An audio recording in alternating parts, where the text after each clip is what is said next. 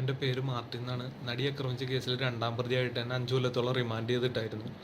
ഇപ്പോൾ സുപ്രീം കോടതി ബെയിൽ എനിക്ക് കിട്ടി, ഞാൻ പുറത്തിറങ്ങിയിരുന്നു. ഈ കേസുമായി ബന്ധപ്പെട്ട യഥാർത്ഥ സത്യങ്ങൾ, നടൻ ദിലീപിനെ ചതിക്കാൻ വേണ്ടി ഉണ്ടാക്കിയ കേസിലെ യഥാർത്ഥ സത്യങ്ങൾ എനിക്കറിയാം. അതിൻ്റെ പേരിൽ മാത്രം ഇത്രയും നാളെ എന്നെ ജയിലിലിട്ടായിരുന്നത്. നടൻ ലാലും, ഡയറക്ടർ ശ്രീകുമാർ മേനോനും നടി മഞ്ജു വാര്യറും രമ്യ നമ്പീശനും ഭാവനയും ചേർന്ന് ദിലീപിനെ ചതിക്കാൻ വേണ്ടി ഉണ്ടാക്കിയ ഒരു കെണിയാണ് ഈ കേസ്. വണ്ടിയിൽ നടീനെ ആക്രമിച്ചു എന്ന് പറയപ്പെടുന്നത് വെറുതെ പറയുന്നത്. നടിയുടെ വീട്ടിൽ നിന്ന് തുടങ്ങി നടൻ ലാലിൻ്റെ വീട് വരെ ഞാനാണ് വണ്ടി ഓടിച്ചായിരുന്നത്. ഇതിൻ്റെ ഇടയിൽ എറണാകുളം നടൻ ലാലിൻ്റെ വീട്ടിൽ നിന്ന് പറഞ്ഞതനുസരിച്ച് നടൻ ലാലും എക്സിക്യൂട്ടീവ് പ്രൊഡ്യൂസർ അനൂപും പൾസർ സുനി എന്ന് പറഞ്ഞ വ്യക്തിയും ലാലിൻ്റെ അളിയൻ പ്രൊഡ്യൂസറും ഉണ്ടായിരുന്നു. ഇവർ ഇത്രയും പേരുടെ നേതൃത്വത്തിൽ ലാലിൻ്റെ വീട്ടിൽ നിന്നാണ് എന്നെ XEV വണ്ടിയിൽ നടിയുടെ വീട്ടിൽ പോയി കൊണ്ടുവരണം. പോരാത്തതിന് നടി എന്തെങ്കിലും സഹായം ചോദിച്ചു കഴിഞ്ഞാൽ അത് ചെയ്തു കൊടുക്കണം എന്നും പറഞ്ഞു. പിന്നെ എക്സിക്യൂട്ടീവ് പ്രൊഡ്യൂസർ പറഞ്ഞു, നടിക്ക് നിൻ്റെ വീട്ടിൽ ചെന്ന് കഴിയുമ്പോൾ ഞങ്ങൾ പറഞ്ഞിട്ടുണ്ട് നിൻ്റെ മൊബൈൽ അവൾക്ക് ഉപയോഗിക്കാൻ കൊടുക്കണം എന്ന് പറഞ്ഞായിരുന്നു.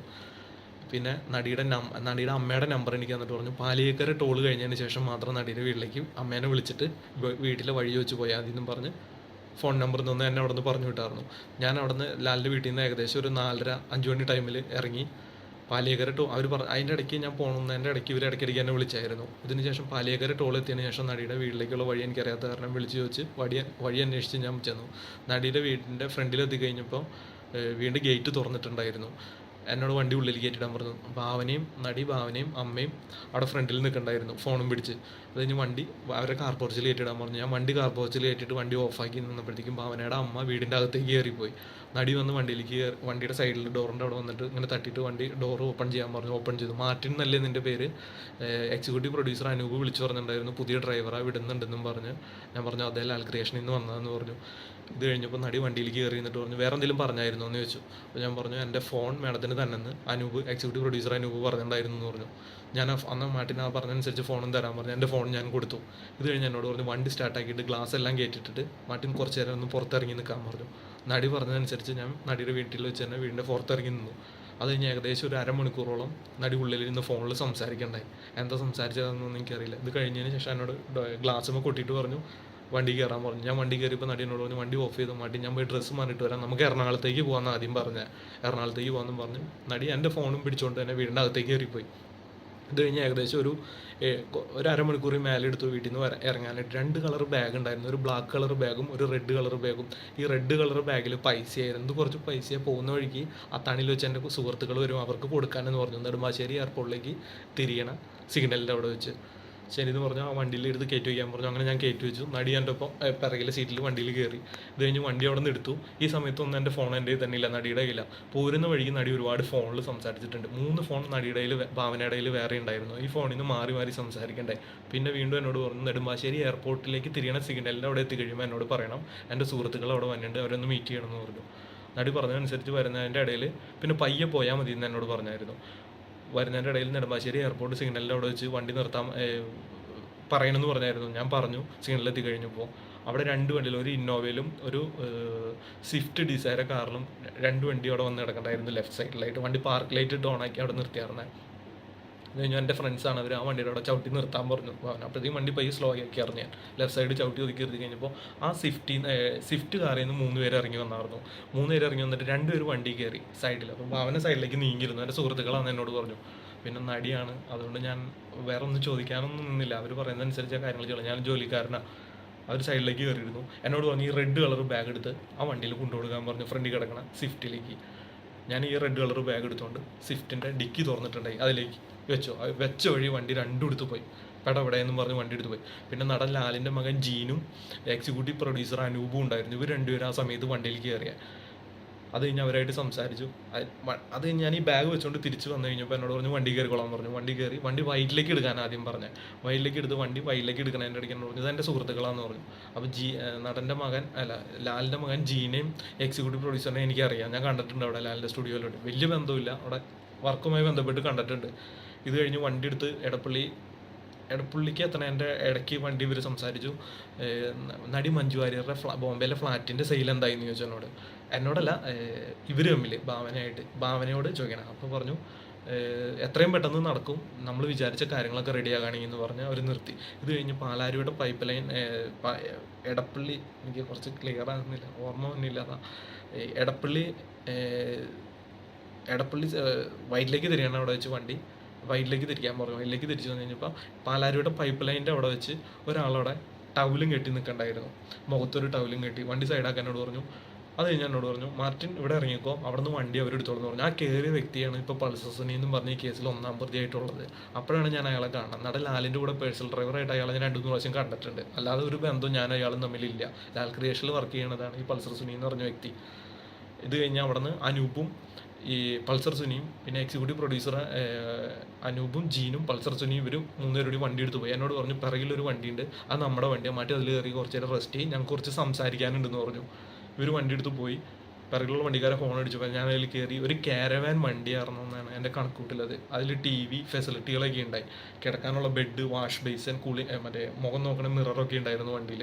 പിന്നെ ഭയങ്കര സൗണ്ടിൽ പാട്ടും വെച്ചിട്ടുണ്ടായി, കളർ ലൈറ്റുകളും ഉണ്ടായിരുന്നു.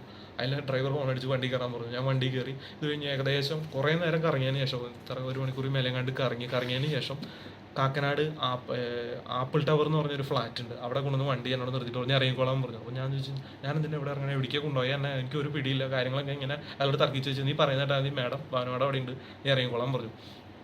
ഞാൻ അവരെ നിർദ്ദേശിച്ച് ഞാൻ വണ്ടിയിൽ നിന്ന് ഇറങ്ങി. ഞാൻ ഇറങ്ങി ചെല്ലുമ്പോൾ ജീൻ പോളും എക്സിക്യൂട്ടീവ് പ്രൊഡ്യൂസർ അനൂപും പൾസർ സുനിയുടെ സൈഡിൽ ഏറ്റവും അറ്റത്ത് ഭാവന ഇരിക്കണം, അതിൻ്റെ സൈഡിൽ പൾസർ സുനി ഇരിക്കുന്നത്, അതിൻ്റെ അപ്പുറത്ത് ജീനും എക്സിക്യൂട്ടീവ് പ്രൊഡ്യൂസർ അനൂപും ഉണ്ടായി. അവർ രണ്ടുപേരും ഇറങ്ങി. ഭാവന എനിക്ക് നേരെ ഇരുന്നു. ഭാവനയുടെ പുറത്ത് കൈയിട്ട് ഇങ്ങനെ ഇരിക്കാറുണ്ട് പൾസർ സുനി ആ സമയത്ത്. ഇത് കഴിഞ്ഞ് എന്നെ കണ്ടുകഴിഞ്ഞപ്പോൾ എനിക്ക് നേരെ നിന്നിട്ട് ഡ്രസ്സ് ഇങ്ങനെ നേരെ ആക്കിയിട്ടു. ഇത് കഴിഞ്ഞ് എന്നോട് പറഞ്ഞു വണ്ടി കയറാൻ പറഞ്ഞു. അപ്പോൾ ഈ അനൂപും ഈ ജീൻ പോളും വണ്ടിയിൽ നിന്ന് ഇറങ്ങി. എന്നോട് പറഞ്ഞു പാലാരിവട്ടത്തേക്ക് വണ്ടി എടുക്കാൻ പറയണം. ഞാൻ വണ്ടി എടുത്തു, നടി പറയുന്നതനുസരിച്ച് ഞാൻ വണ്ടി എടുത്തു. ഈ സമയത്തൊക്കെ എൻ്റെ മൊബൈലൊക്കെ ആ സമയത്തൊക്കെ ഭാവനയുടെ കയ്യില്ല. ഞാൻ വണ്ടി എടുത്ത് പാലാരിവട്ടത്ത് പോണതിൻ്റെ ഇടയ്ക്ക് അവർ സംസാരിച്ചു. സുനി പറഞ്ഞതൊക്കെ ഓർമ്മയുണ്ടല്ലോ, എല്ലാ കാര്യങ്ങളും നമ്മൾ ഗോവയിൽ വെച്ച് പ്ലാൻ ചെയ്തോണായിരിക്കണം, ഒന്നിലൊരു മാറ്റം ഉണ്ടാകരുത്. ലാലേട്ടൻ്റെ അടുത്തും രമ്യ നമ്പീശിൻ്റെ അടുത്തും മഞ്ജുവിൻ്റെ അടുത്തും ശ്രീകുമാറിൻ്റെ അടുത്തും ഞാൻ സംസാരിച്ചിട്ടുണ്ട്, എല്ലാ സപ്പോർട്ടും അവർ ചെയ്തോളും. പിന്നെ പറഞ്ഞു എനിക്ക് അവനെ തകർക്കണം, അത്രമാത്രം വാശി എനിക്കിരിക്കുന്നുണ്ട്. സിനിമ ഫീൽഡിൽ നിന്ന് അവനെ ഔട്ടാക്കണം. എല്ലാം കഴിഞ്ഞ് അവസാനം കരഞ്ഞവൻ എൻ്റെ കാല് പിടിച്ച് വരും, ആ ഒരു അവസരത്തിന് വേണ്ടി ഞാൻ കാത്തിരിക്കണേ എന്നുള്ള കാര്യങ്ങളൊക്കെ ഭാവന പൾസർ സുനിയോട് പറയണം. പൾസർ സുനിയൊക്കെ മൂളി കേൾക്കുന്നുണ്ട്. ഇത് കഴിഞ്ഞിട്ട് സിനിമ ഫീൽഡിൽ നിന്ന് എനിക്ക് അവനെ ഔട്ടാക്കണം, സാമ്പത്തികമായിട്ട് തന്നെ അവനെ തകർക്കണം, എല്ലാത്തിൻ്റെ അവസാനം അവൻ എന്നുള്ള വാക്കാണ്. അതുകൊണ്ട് എനിക്ക് അവനെ തകർക്കണം, കരഞ്ഞ് എൻ്റെ അടുത്ത് വരും, കാല് പിടിച്ച്, ആ ഒരു അവസരത്തിന് വേണ്ടി ഞാൻ കാത്തിരിക്കണേ എന്നൊക്കെ ഒരുപാട് പേര് സംസാരിച്ചു. പിന്നെ പറഞ്ഞു സുനിക്ക് വേണ്ട എല്ലാ സഹായങ്ങളും ബഷീറിക്കയും ലാലും എല്ലാവരും ചെയ്തോളും. പിന്നെ ജയിലിൽ നിന്ന് ഫോൺ ചെയ്യുമ്പോഴായാലും ലെറ്റർ എഴുതുമ്പോഴായാലും ഭീഷണിയുടെ സ്വരം ഉണ്ടാകരുത്, പ്രത്യേകം ശ്രദ്ധിക്കണം നാദൃശ്യനെയും ആ പുണ്യനെയും വിളിക്കുമ്പോൾ. ഇതിങ്ങനെ എടുത്തു പറയണ്ടേ. ഇപ്പോഴൊന്നും എനിക്ക് കാര്യങ്ങൾ മനസ്സിലാകണ്ടായിരുന്നില്ല എന്തിനുള്ള ഇതായിരുന്നു എന്നുള്ളത്. എൻ്റെ ജീവിതത്തിൽ ഇന്നവരെ എൻ്റെ പേരിൽ ഒരു കേസ് പോലും ഉണ്ടായിട്ടില്ല. ആദ്യമായിട്ട് ഒരു കേസ് വന്നേക്കണം, പെറ്റി കേസ് പോലും ഉണ്ടായിട്ടില്ല. ഇത് കഴിഞ്ഞ് പാലാരിയുടെ പൈപ്പ് ലൈൻ എത്തിക്കഴിഞ്ഞപ്പോൾ ഭാവന വണ്ടി നിർത്താനോട് പറഞ്ഞു. ഞാൻ വണ്ടി നിർത്തി. സുനി ഭാവന തമ്മിൽ കെട്ടിപ്പിടിച്ചിട്ട് ചുണ്ടോട് ചുണ്ട് ചേർത്ത് കിസ് ചെയ്തിട്ട് അവർ ഇറങ്ങി. എന്നിട്ട് കൈ കൊണ്ടൊരു ആക്ഷനൊക്കെ ഇങ്ങനെ കാണിച്ചിട്ട് സുനി ഇറങ്ങിപ്പോയി. സുനി ഇറങ്ങി പോണേക്കും എന്നെ പറഞ്ഞു, ഡോറ് തുറക്കണേക്കും എന്ന് പറഞ്ഞു, ഈ ഡ്രൈവർ ഒരു പ്രശ്നമാകുമല്ലോ എന്ന് പറയണം. അപ്പോൾ ഭാവന പറഞ്ഞു ഒരു പ്രശ്നമില്ല, അവൻ്റെ കാര്യം ഞാൻ ഏറ്റു എന്ന് പറഞ്ഞു. ഇത് കഴിഞ്ഞ് അവിടെ നിന്ന് സുനി, പൾസർ സുനി എന്ന് പറഞ്ഞ വ്യക്തി പോവാണ്. ഇത് കേസിന് പിടിച്ചു കഴിഞ്ഞപ്പോൾ പൾസർ സുനി എന്നുള്ള വ്യക്തിയാണെന്നുള്ളത് എനിക്ക് അറിയാൻ പറ്റിയ. ഇത് കഴിഞ്ഞ് ഒരു പൾസർ സുനി ഇറങ്ങിപ്പോയതിന് ശേഷം എന്നോട് ഭാവന പറഞ്ഞു നേരെ ലാലേൻ്റെ വീട്ടിലേക്ക് വണ്ടി വിടാൻ പറയാണ്. ഞാൻ ഭാവന പറഞ്ഞതനുസരിച്ച് ലാലിൻ്റെ വീട്ടിലേക്ക് വണ്ടി വിട്ടു. പോണ വഴിക്ക് നടി എന്നോട് പറഞ്ഞു, മാർട്ടി ഇപ്പം നടന്നതും കണ്ടതുമായ ഒരു കാര്യം നീ ആരോടും പറയാൻ നിൽക്കണ്ട, എന്നെക്കാളും വലിയ ശക്തികളാണ് അവർ, ഭരണപക്ഷത്തായാലും എല്ലാ രീതിയിലും നല്ല അധികാര കേന്ദ്രത്തിലിരിക്കുന്നവരായിരിക്കും, നല്ല ബന്ധത്തിലാണ്. നീ ലാലേൻ്റെ വീട്ടിൽ ചെന്ന് കഴിയുമ്പോൾ ലാലേട്ടൻ എന്താ പറയണേ അതനുസരിച്ച് കേട്ടാൽ മാത്രം മതി, വേറെ ഒന്നും ചെയ്യണ്ട. പിന്നെ എന്തെങ്കിലും ഒരു ബുദ്ധിമുട്ട് ഉണ്ടായി കഴിഞ്ഞാൽ മാട്ടി നിൻ്റെ വീട്ടുകാർക്കും നിനക്ക് ഉൾപ്പെടെ ബുദ്ധിമുട്ടുകളാണ്, നീ ഒരു കാര്യം ആരോടും പറയണ്ട. അവിടെ ചെന്ന് കഴിയുമ്പോൾ ലാലേട്ടൻ എന്താ പറയുന്നത് അതനുസരിച്ച് കേട്ടാൽ മതി. മാർട്ടിൻ്റെ ഫോൺ ഇതങ്ങോട്ട് പോയി എന്ന് വിചാരിച്ചേക്കാൻ പറഞ്ഞു, ലാലേട്ടനെ ഏൽപ്പിച്ചേക്കാൻ അങ്ങനെയും പറഞ്ഞു അതിൻ്റെ ഇടയിൽ. ഇത് കഴിഞ്ഞ് ഞാൻ ലാലിൻ്റെ വീട്ടിലേക്ക് വണ്ടി ഗേറ്റിൻ്റെ അവിടെ എത്തി കഴിഞ്ഞപ്പോൾ വണ്ടി കുറച്ചുകൂടി അവിടെ കയറ്റിയിട്ട് പറഞ്ഞു വണ്ടി നിർത്താൻ പറഞ്ഞു. നിർത്തി. പറഞ്ഞൊക്കെ ഓർമ്മയുണ്ടല്ലോ, ഒരു കാര്യം ആരോടും പറയണ്ട, മാറ്റി എവിടെയായിരുന്നാലും അവരുടെ ശ്രദ്ധ ഉണ്ടാവും മാറ്റിൻ്റെ മേലെ, അതുകൊണ്ട് ഒന്നും ആരോടും പറയണ്ട. പിന്നെ ലാലേട്ടൻ എന്താ പറയുന്നത് അതനുസരിച്ച് കാര്യങ്ങൾ പറഞ്ഞാൽ മാത്രം മതി എന്ന് പറഞ്ഞു. എന്നിട്ട് വണ്ടി ഉള്ളിൽ കയറ്റിടാൻ പറഞ്ഞു. സിറ്റൗട്ടിലേക്ക് വണ്ടി കയറ്റിയിട്ടു. വണ്ടി കയറ്റിയിട്ടിരുന്നപ്പോൾ ലാല് ഡോറിൻ്റെ ഫ്രണ്ടിൽ നിൽക്കണ്ടായിരുന്നു.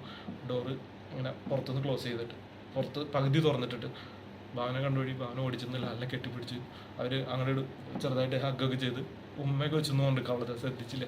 അപ്പോൾ ഞാനാകെ ടെൻഷനിലായിരുന്നത് എന്താണെന്നൊന്നും മനസ്സിലാകണില്ല.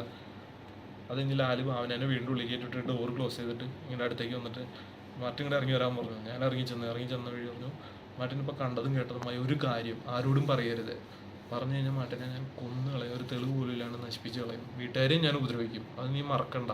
നീ എവിടെയായിരുന്നാലും എൻ്റെ ആൾക്കാർ നിന്നെ വാച്ച് ചെയ്യാനുണ്ടാവും. അതുകൊണ്ട് നീ ഒരു കാര്യം ആരോടും പറയണ്ട. പിന്നെ ആരെന്ത് ചോദിച്ചാലും നടൻ ദിലീപും കാവ്യ മാധവനും ഒരു ഹോട്ടൽ റൂമിൽ കാണാൻ പാടില്ലാത്ത സാഹചര്യത്തിൽ നടി ഭാവന കണ്ടു. ഈ വിവരം ഭാവന ദിലീപിൻ്റെ ഭാര്യ മഞ്ജു വാര്യരെ വിളിച്ച് അറിയിച്ചു. ഇതുള്ള വ്യക്തിവൈരാഗ്യം കാരണം ദിലീപിന് ഭാവനോട് വൈരാഗ്യമായി. ഈ വൈരാഗ്യത്തിൻ്റെ പുറത്ത് ഭാവനേനെ ഉപദ്രവിക്കാൻ ദിലീപ് പൾസർ സുനി എന്ന് പറഞ്ഞ വ്യക്തിക്ക് കൊട്ടേഷൻ കൊടുത്തു എന്ന് മാത്രം നീ പറഞ്ഞേക്കാം. വേറെ ഒരു കാര്യം നീ പറയണ്ട. എല്ലായിടത്തും എൻ്റെ ആൾക്കാരുണ്ട്. നീ നിൻ്റെ വായന്ന് വീണ കാര്യങ്ങളൊക്കെ ശ്രദ്ധിക്കുക, ആൾക്കാരുണ്ടാവും. പിന്നെ എല്ലാ കാര്യവും ഞാൻ പറയുമ്പോൾ മതി. വേറൊരു ആരെന്ത് ചോദിച്ചാലും ഇത് മാത്രം പറഞ്ഞാൽ മതി എന്നും പറഞ്ഞ് അവിടെ എന്നെ മാറ്റി വെച്ചിട്ട് കഴുത്തിന് പിടിച്ചിട്ട് എന്നെ 2 കുലുക്കിട്ട് പറഞ്ഞു കേട്ടാ എന്നൊക്കെ പറഞ്ഞ് കുറേ ഭീഷണിപ്പെടുത്തി. ആളുകൊണ്ടും ആൾബലം കൊണ്ടും പൈസയും കൊണ്ടുള്ള സ്വാധീനം എനിക്കുണ്ടെന്നൊക്കെ പറഞ്ഞ് കുറേ ഡയലോഗുകൾ പുള്ളി അടിച്ചായിരുന്നു. സ്മോൾ കഴിച്ചിട്ടുണ്ടായിരുന്നു, സ്മോളിൻ്റെ മണം ഉണ്ടായിരുന്നു പുള്ളിയുടെ വായിന്ന്. ഇത് കഴിഞ്ഞ് എൻ്റെ ഒരു 3 വെള്ള പേപ്പർ ഒപ്പിടിച്ച് വാങ്ങിച്ചായിരുന്നു. ഇത് നീ എൻ്റെ ഇന്ന് ലക്ഷങ്ങൾ വാങ്ങിച്ചതിനുള്ള തെളിവാന്നും പറഞ്ഞുകൊണ്ട്. അപ്പോഴും ഞാൻ ചോദിക്കുന്നത് സാറേ എന്താ ഇപ്പം തന്നെ എൻ്റെ മോമ്പിൽ കയറി അടിച്ചു. പിന്നെ കുറേ കഴിഞ്ഞ് കഴിഞ്ഞപ്പോൾ ഒരു 5 മിനിറ്റോളം കഴിഞ്ഞ് കഴിഞ്ഞപ്പോൾ അവിടെ പ്രൊഡ്യൂസർ ആൻഡോ ജോസഫും വേറൊരു 3-4 പേരും അവിടെ ഉണ്ടായിരുന്നു. ആരൊക്കെയാണെന്ന് എനിക്ക് വ്യക്തമല്ല, കണ്ടു കഴിഞ്ഞാൽ എനിക്കറിയാം. ഒരു 3-4 മിനിറ്റിന് ശേഷം ലാലി ഫോൺ എടുത്ത് DGP ലോകനാഥ് ബെഹ്റയെ വിളിച്ചിട്ട് സാറേ ആ ഡ്രൈവർ വേന് ഇവിടെ ഉണ്ടെന്ന് മാത്രം പറയണം, ഞാൻ കേട്ടായിരുന്നു, കുറച്ച് നീങ്ങിന്ന്.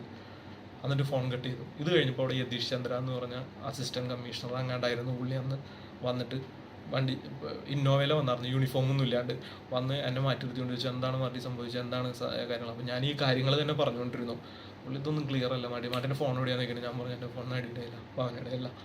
അപ്പോൾ അവർ പുള്ളി അത് വിശ്വസിക്കാത്ത രീതിയിൽ മാറ്റിങ്ങോട്ട് വന്നേ, മാറ്റിൻ്റെ ഒരു മൊഴി എടുത്തിട്ട് വിട്ടേക്കാം എന്ന് പറഞ്ഞു. അന്നേ അപ്പോൾ ഞാൻ പറഞ്ഞു എൻ്റെ അമ്മ പാളാണ്ട് കിടക്കാൻ, എനിക്ക് ആശുപത്രി കൊണ്ടുപോകണമെന്ന് പറഞ്ഞിട്ട് എക്സ്ട്രാ എടുത്തേക്കണം ഓട്ടോ ആണെന്ന്. ഞാൻ അന്ന് രാത്രി ഞാൻ പോകാനിരുന്നതല്ല. അങ്ങനെ പറഞ്ഞ് പുള്ളി പറഞ്ഞു മാറ്റിൻ്റെ മൊഴി മാത്രം വെറുതെ എഴുതിയെടുക്കുള്ളൂ, എന്നിട്ട് മാറ്റിനെ വിട്ടേക്കാമെന്നും പറഞ്ഞു. അങ്ങനെ തൃക്കാക്കര സ്റ്റേഷനിലേക്ക് എന്നെ കൊണ്ടുപോകണേ.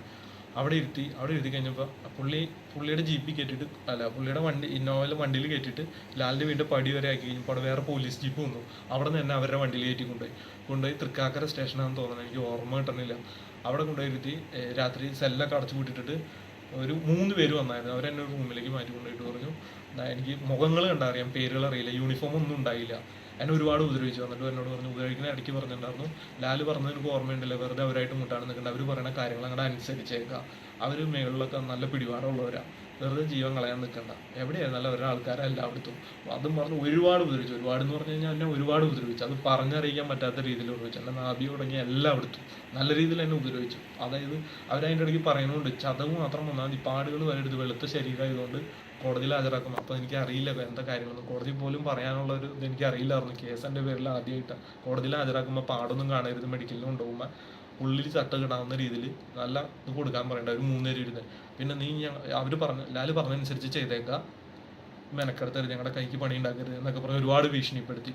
അവിടെ നിന്ന് പിന്നെ എന്നെ വേറെ അവിടെ നിന്ന് തന്നെ കാറിൽ മുഖത്തും അപ്പോഴത്തേക്കും ഈ മുഖത്ത് മൂടിയിട്ടായിരുന്നു, കയ്യിൽ വിലങ്ങും വെച്ചിട്ടുണ്ടായിരുന്നു, കയ്യിൽ പിറകിലേക്ക് കെട്ടിയ വിലങ്ങ് വെച്ചാർന്നു തോന്നുന്നത്. അത് കഴിഞ്ഞ് എന്നെ ആലുവയിൽ ഒരു AV ജോർജ് എന്ന് പറഞ്ഞ ഒരു DSP കമ്മീഷണർ എനിക്കറിയില്ല, ആളുടെ ഓഫീസിലും ഉണ്ടായി. അവിടെ നിന്ന് എന്നെ വേറൊരു വീട്ടിലേക്കും ഉണ്ടായിരുന്നു. ഈ വീട്ടിലിട്ടും ഒരുപാട് എന്നെ ഉപദ്രവിച്ചു. കുറേ കാര്യങ്ങൾ എന്നോട് ഇങ്ങനെ തന്നെ പറഞ്ഞ ഓർമ്മയുണ്ടല്ലോ, ദിലീപ് വന്ന കൊട്ടേഷൻ എന്ന് മാത്രം വന്നേക്കാം. അവിടെ ഒരുപാട് ഉപദ്രവിച്ച ഉദ്യോഗസ്ഥരല്ല, 4 പേര് 3 പേര് ഇടയ്ക്കിടയ്ക്ക് മാറി വന്ന് എന്നെ ഒരുപാട് ഉപദ്രവിച്ചു എന്ന് പറഞ്ഞത് പറഞ്ഞറിയിക്കാൻ പറ്റാത്ത രീതിയിൽ ഉപദ്രവിച്ചു. എൻ്റെ ഈ വിരൽ ഇപ്പോഴും ഭയങ്കര ബെൻഡായിട്ടിരിക്കണം. പിന്നെ എന്ന് പറഞ്ഞാൽ എനിക്ക് ഇൻറ്റേർണൽ പ്രശ്നങ്ങൾ ഒരുപാടുണ്ട്. ഞാൻ ഇതുവരെ ഹോസ്പിറ്റലിൽ പോലും പോയിട്ടില്ല. ഇപ്പം ഇറങ്ങിയിട്ട് 1.5 മാസം 2 മാസത്തോളമായി. ഇപ്പോൾ സഹായിക്കാനും കാര്യങ്ങളൊന്നും ഒരാളില്ല. ഈ യഥാർത്ഥ സത്യങ്ങൾ എനിക്ക് പുറത്തറിയിക്കണമെന്നുണ്ട്. ഇത് കഴിഞ്ഞതിന് ശേഷമാണ് എന്നെ അവിടെ നിന്ന് റിമാൻഡ് ചെയ്യണം. ഈ കാര്യങ്ങളൊക്കെ ഞാൻ ഒരുപാട് നാൾ മനസ്സിലിട്ട് ഇങ്ങനെ കാൽക്കുലേറ്റ് ചെയ്ത് അങ്കമാലി കോടതിയിൽ ഞാൻ ആദ്യം മൊഴി കൊടുക്കാൻ പോയി. അന്ന് ലാലിൻ്റെ ഈ പറഞ്ഞ പ്രൊഡ്യൂസർ ഫിനാൻസ് മാനേജർ എന്ന് പറഞ്ഞ ജോസേനും അവരുടെ കൂടെയുള്ള കുറച്ച് പേരുണ്ട്. എന്തും ലാലിൻ്റെ എന്താ പറയുക എന്തെങ്കിലും കാര്യങ്ങൾക്ക് ഗുണ്ടായുസും കാര്യങ്ങളൊക്കെ കാണിക്കാൻ നടക്കുന്ന കുറച്ച് പിള്ളേരുണ്ട്. കഞ്ചാവും കാര്യങ്ങളൊക്കെ അടിച്ചിട്ട് ഒരു 10-15 പിള്ളേരോളം ഉണ്ട്. എപ്പോഴും വണ്ടിയിൽ 3-4 വണ്ടിയായിട്ട് നടക്കുന്നത്. ഇവരൊക്കെ അന്ന് അങ്കമാലി കോടതിയിൽ വന്നായിരുന്നു. അവരൊക്കെ അവിടെ നിന്ന് ഭീഷണിപ്പെടുത്തായിരുന്നു. അന്ന് എനിക്ക് കേസിൻ്റെ കാര്യങ്ങളൊന്നും അറിയില്ലായിരുന്നു. എൻ്റെ ജീവിതത്തിൽ ആദ്യമായിട്ട് കേസായതുകൊണ്ട് എങ്ങനെ പ്രതികരിക്കണം അല്ലെങ്കിൽ എങ്ങനെ സംസാരിക്കണം അറിയില്ല. ഇവരെ കണ്ടപ്പോഴും പിന്നെ പോലീസുകാരുടെ ഡയലോഗ് ഉണ്ടായി, മാധ്യമങ്ങളുണ്ട്, ഒരു കാര്യം നീ പറയാൻ നിൽക്കണ്ട, ഇതാണ് ബാക്കി സുനി നടത്തിക്കോളും, നീ ഒന്നും മാധ്യമങ്ങളോട് സംസാരിക്കാൻ നിൽക്കണ്ട എന്നൊക്കെ പറഞ്ഞിട്ട് പോലീസുകാരുടെ ഭാഗത്തുനിന്നും ഇവരിങ്ങനെ നോക്കി നിൽക്കാറുണ്ട് 10-15 പേര്. അപ്പോൾ എൻ്റെ അപ്പച്ചനും അമ്മയും വന്ന് അവിടെ നിൽക്കുന്നുണ്ട്. ഇനി അവരെ ഉപദ്രവിക്കുകയോ എന്നുള്ള പേടികളൊക്കെ എനിക്കുണ്ടായി. ഞാൻ അതുകൊണ്ട് ഒന്നും വേണ്ടിയില്ല. ഇത് കഴിഞ്ഞ് കോടതിയിൽ എനിക്ക് ബഹുമാനോടെ കോടതി മുമ്പാകെ രഹസ്യമായിട്ട് മറ്റാരും കേൾക്കാതെ പറയാനുണ്ട്, എൻ്റെ ജീവന് ഭീഷണിയുണ്ട് ലാലിൻ്റെ അടുത്തുനിന്നും